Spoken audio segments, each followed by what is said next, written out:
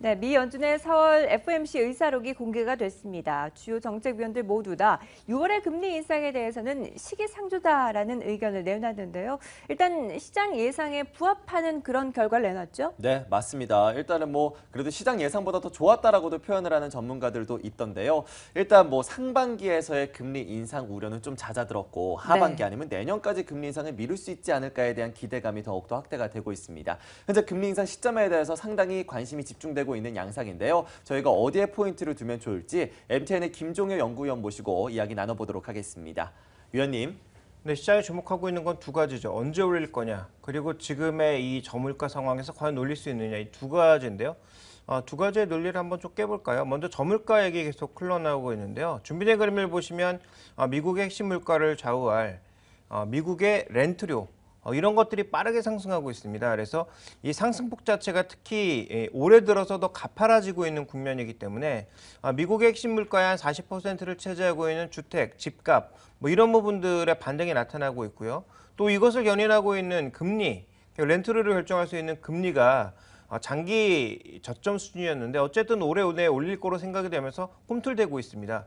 이런 부분들을 생각해 본다면 물가의 안정세는 우리가 쉽게 예상할 수 없다. 거기다가 지금 4월 이후 나타나고 있는 유가의 반등, 그 이후에 유가의 반등과 동시에 진행되고 있는 금속 가격들의 급등, 거기다 곡물 가격의 상승, 이런 부분들을 종합적으로 고려해보면 물가는 하반기에는 대부분 오른다라고 봐야 될 것 같고요. 시장 예상치를 상회할 가능성도 배제할 가능성이 시장의 예상을 상회할 가능성이 충분히 있다. 이렇게 좀 봐야 될 것 같습니다. 그래서 저물가 논리는 이미 깨졌다라고 좀 보고 있고요.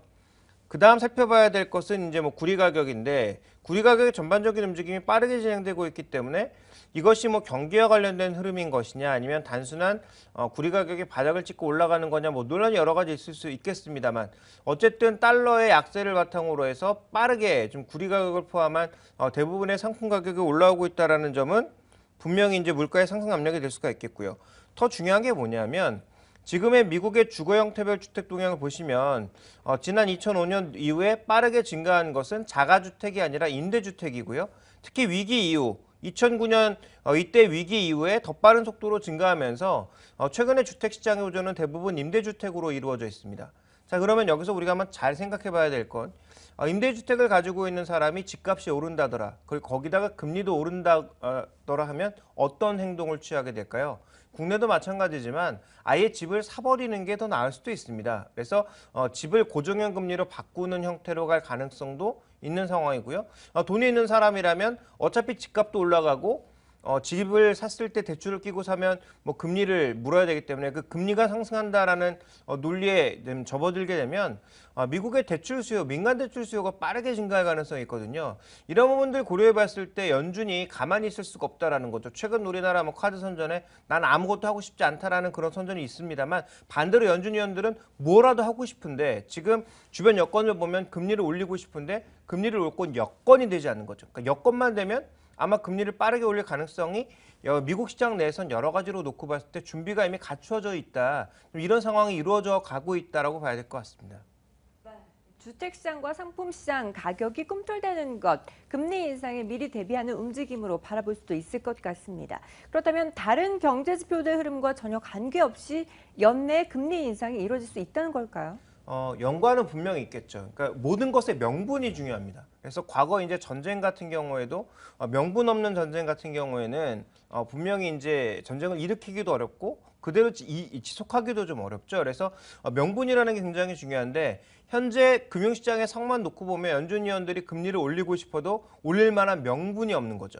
그래서 그 명분을 찾기 위해서 계속 경제지표 탓을 하고 있는데, 경제지표가 조금이라도 좋아지게 되면 바로 액션을 취할 가능성이 있다는 거고요. 핵심은 뭐냐면 지금의 물가 수준이 과거에 보지 못했던 비정상적인 수준이라는 거죠. 그러면 과거처럼 금리를 올릴 때 계속 올리는 그런 형태로 가는 것이 아니라 어느 정도의 정상 수준까지는 금리를 되돌려 놓을 가능성이 있다라는 쪽에 무게를 둬야 될 것 같습니다. 그래서 그 부분을 주목해 보실 필요가 있겠고요. 그래서 경제지표는 일종의 트리거 역할을 할 거다, 방아쇠 역할을 할 거다라는 거죠. 그래서 이미 준비는 다 갖춰져 있다라는 얘기는 조금 전에도 드렸고요.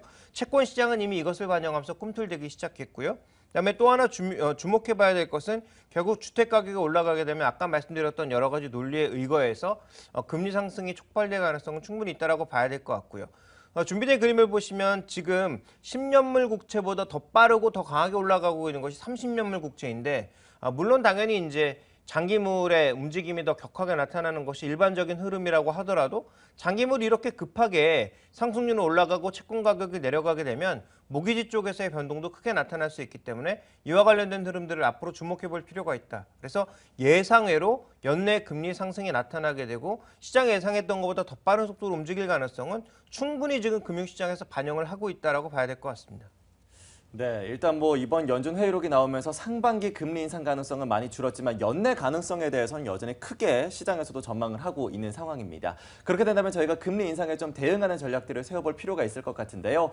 연내 금리를 올리게 된다면 시장 전망은 어떻게 좀 하고 계십니까? 네, 금리 인상 초기에는 당연히 시장이 겁을 먹겠죠. 그래서 뭐 금융시장에 대부분 조정을 받는다든지 아니면 금리 인상 시그널 뭐 비슷한 분위기만 나오도 시장이 아마 조정을 겪거나 변동성이 커질 가능성이 있습니다. 그런데 금리 인상이라고 하는 게 기본적으로 뭡니까? 과거의 비정상적인 수준을 정상으로 돌려놓은 이후에도 경기가 좋아져서 계속 금리를 올린다면 그 경기의 회복을 반영하는 거거든요. 그렇다면 그 이전에 나타났던 성장주들의 흐름들은 이제 논리가 깨진다라는 거죠. 안정적으로 흘러갈 수 있는 좀 더 수요가 증가할 수 있는 그런 종목군들이 오른다라는 거고요. 그런 종목이 오르게 된다면 대표적으로 경기 소비재, 경기 민감주 같은 것들이 오른다라는 얘기고 상대적으로 시장 점유율이 안정적인 IT 종목, 반도체 종목이 오른다라는 얘기고 상대적으로 저평가되어 있고 내구 소비재라고 볼 수 있는 자동차 부품 같은 것들이 이제 간다는 얘기거든요. 그러면 이 얘기 무슨 얘기냐? 하반기는 지금과 포트폴리오가 달라야 된다라는 얘기입니다. 지금 잘 나가고 있는 뭐 제약주 이런 종목군들이 뭐 전부 폭락한다 뭐 이런 얘기는 아니지만 시장을 주도하는 종목군들의 성격이나 종목군들의 움직임들이 완전히 바뀔 가능성이 있다라는 거죠. 그래서 하반기에는 포트폴리오를 바꿔라가 제 얘기의 핵심이고요. 그 포트폴리오 내에서는 지금 올라가는 종목보다는 지금 오히려 소외되었던 종목군들 중에서 두각을 나타내는 종목군들이 나타날 가능성이 있다. 거기다가 만약에 국내 M&A, 그러니까 국내 이제 굴뚝 산업들의 M&A까지 이루어지면서 더 큰 기업들이 만약에 많이 만들어지고 해외 진출까지 더 격화되는 모습을 보인다면 아마 그런 기업들이 시장의 중심에 자리매김할 가능성이 좀 있다라고 봐야 될 것 같습니다. 하반기부터는 소외됐던 업종들이 다시금 주목을 받을 수 있다라고 말씀을 해주셨는데 대표적으로 소외받았던 업종 중에 하나가 바로 글로벌 기계 업종으로 꼽아볼 수가 있겠죠. 앞서 저희가 오늘의 포인트를 통해서 캐터필러와 두산 인프라코어의 주가를 비교해 본 바가 있습니다. 뭐 두 종목 모두 다 주가가 그리 크게 좋은 상황만은 아닌데요. 일단 글로벌 기계 업종들의 주가 동향부터 짚어주시죠. 근데 일단 뭐 두 종목을 한번 볼까요? 먼저 대표적인 건설, 에너지 기계라고 볼 수 있는 캐터필러의 주가 흐름을 보시면요. 최근에 이제 반등을 시도하고는 있습니다만 지난 2014년도의 주가 수준에 비해서는 너무 미약한 양상입니다. 그래서 최근에 나타났던 반등이 거의 뭐 유가의 반등 정도 수준밖에 되지 않는 굉장히 미약한 모습을 나타내고 있고요. 실제로 이제 대표적인 농기계 업체라고 볼 수 있는 존디어 같은 경우에도 이미 주가가 고점을 넘어서 사상 최고치를 가고 있는 것과는 달리 굉장히 좁은 박스 안에 갇혀 있는 상황입니다. 그렇지만 거의 변곡점이 좀 임박해 있다라고 볼 수 있는 그런 상황인데 캐터필러의 실제 상황을 보면 주문 잔고가 둔화가 되면서 앞으로 향후 흐름을 과연 좋게 볼 수 있느냐에 대해서도 여전히 논란거리이고요. 캐터필러 같은 경우는 영업이익의 비중이 모두 에너지 쪽으로 집중되어 있기 때문에 현재처럼 릭이 줄어들고 있고 향후 이제 유가의 움직임이 둔화가 되면서 이 셰일가스 관련된 부분이 둔화되었을 경우에 과연 좋은 수익을 낼 수 있느냐 이런 논란은 앞으로도 얼마든지 벌어질 수 있는 그런 상황입니다. 어쨌든 전체적으로 기계업종의 그 추이를 글로벌 종목들만 놓고 보더라도 그렇게 좋은 상황은 아니다라고 볼 수가 있습니다. 네, 업황 자체를 봤을 때 썩 좋은 상황은 아니지만 바닥을 딛고 올라올 가능성에 미리 대비를 하는 움직임이 나타나고 있는데요. 국내에서 대표적인 기계주인 두산 인프라코어 어떻게 평가하시나요? 네, 두산 인프라코어는 지금 호재와 악재가 뚜렷하죠. 먼저 호재라고 볼 수 있는 거 살펴볼까요? 준비된 그림을 보시면 두 가지 부분에서 좋아지고 있습니다. 대표적으로 지금 밥캣의 실적이 계속 좋아지면서 밥캣이 IPO까지 하게 된다면 추가적으로 다시 이제 상장하게 된다면 그와 관련된 수익을 오래 기대하고 있고요. 옆쪽에 보이시는 것은 전체 매출 비중에서 얼마 되지 않지만 엔진 사업부의 실적이 꾸준하게 개선되고 있는 상황입니다. 반대로 악재는 뭐냐? 부채가 계속 늘고 있고요. 그다음에 또 한 가지 주목해 볼 만한 포인트는 바로 중국 쪽에서의 매출 감소가 지금 줄어들고는 있지만 계속 감소하고 있다는 거죠. 그래서 전체적으로 지금 보면 그동안 성장 요인이었던 중국 요인은 계속 안 좋아지는 모습이고, 그 다음에 지금 밥캣을 끼고 있어서 달러 부채를 많이 갖고 있는데 달러가 강세를 보이다 보니까 자연스럽게 부채가 그냥 늘어나는 거죠. 실제로 돈을 더 빌린 것도 아닌데 원화로 환산하다 보니까 외화 부채가 계속 증가하고 있는 것입니다. 그러니까 이와 관련된 부담감이 현재 악재로 나타나고 있는 거죠. 그러니까 호재와 악재가 정말 뚜렷한 기업입니다. 그런데 시장에서의 무게는 성장 둔화라고 하는 쪽에 무게를 두면서 지금까지 주가는 약세를 보였던 거죠. 대표적으로 지금 이 종목의 매출 구성을 보면 건설기계가 주력인데요. 그동안 우리나라 건설 시장도 부진했고 중국도 부진했습니다. 그러다 보니까 자연스럽게 주가는 계속 밀릴 수밖에 없는 그런 국면이었고요. 실적과 밸류에이션의 흐름을 보면 지금 밸류에이션은 바닥 수준이 맞습니다. 그러면 앞으로 이제 좋아지기 위한 선결 조건이 뭐냐? 재무구조 개선돼야 되고요.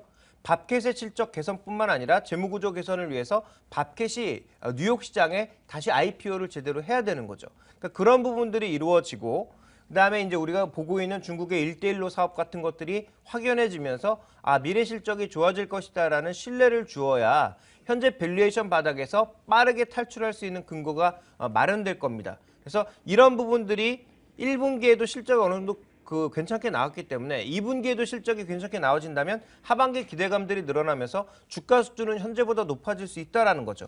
대표적으로 증권사들이 지금 짓고 있는 목표 주가의 수준은 한 16,000원 정도가 평균 컨센서스라고 봐야 될 것 같은데요. 저는 올해 하반기 이전에 그 정도 가격은 쉽게 갈 수 있다라고 보고 있고요. 다만 이 가격에서 2만 원대를 넘어서 다시 이제 고점 수준으로 가기 위한 결정적인 단서는 중국의 1대1로에 과연 얼마만큼 참여할 수 있느냐.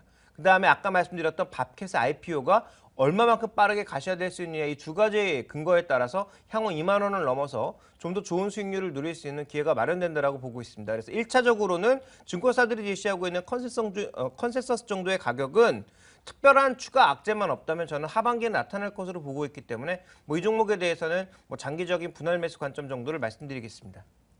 하반기부터 증시의 주도 업종이 바뀔 수 있다라는 이야기를 해주셨습니다. 그리고 이 가운데에서도 기계 업종이 실적이 선방해주게 된다면 주가 상승률은 상당히 클 수 있다라는 전망을 내려주셨는데요. 두산 인프라코어에 대해서 장기적으로 분할 매수 전략에 대해서 소개해 주셨습니다. 자, 이렇게 돼서 종목들에 대한 이슈들까지 모두 다 짚어봤고요. 이어서 국내 시장에 대한 전략도 세워보도록 하죠. 네, 오늘장 시작하기 전에 또 미리 알찬 전략을 세워보도록 하겠습니다. 오늘장 선 전략 함께 하시죠.